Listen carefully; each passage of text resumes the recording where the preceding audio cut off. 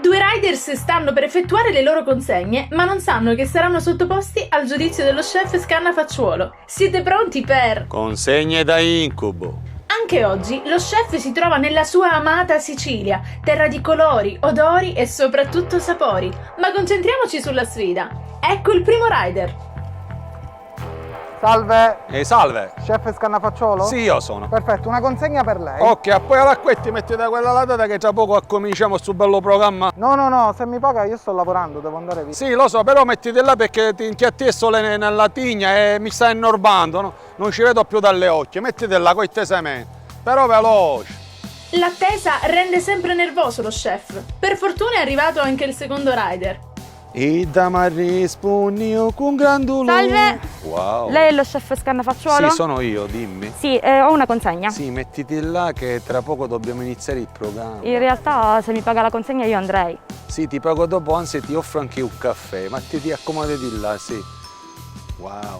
Dico, a proposito, stasera sei libera che ti invito a casa mia, ti faccio una cena a fumo di candela, che ti faccio leccare anche le unghie delle piedi. Lo chef sembra molto felice del secondo rider, ma iniziamo subito con... Consegne da incubo. Tu, capellone, vieni avanti. E allora tu cosa hai portato? Quello che ha chiesto lei, una iris con ricotta. Allora io avevo chiesto un iris con la ricotta, ma tu ci hai messo così tanto tempo che la ricotta è diventato caciocavallo stagionato. Beh, senta, io ho lavoro da Oh, fare. calma, montai banicefalo.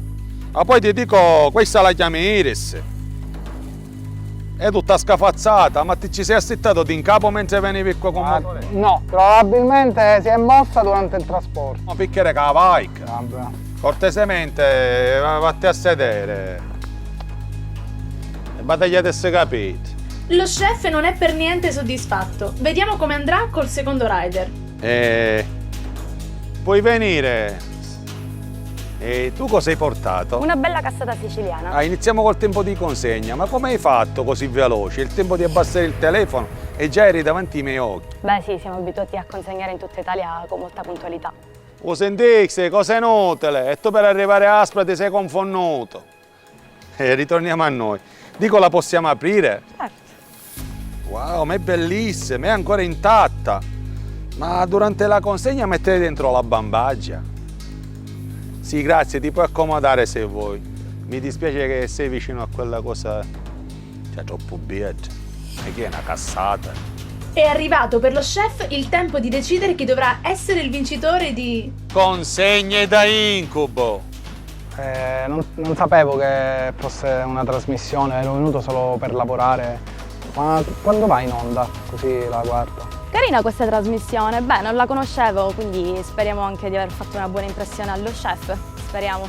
Lo chef sembra aver preso una decisione. Vince la puntata di Consegne da incubo. Il rider numero 2. Ti ho fatto vincere perché la vostra cassata è una cosa di capriccio. E come si dice, ogni riccio è un capriccio. Ci vediamo dopo. Ci vediamo alla prossima puntata con Consegne da incubo. Chef, mi scusi, però si è capito che lei ha fatto il marpione con la ragazza e l'ha fatta vincere. Tenete chiuso perché se lo sappiamo moglie stasera mi fa dormire con il cane. Nottata da incubo.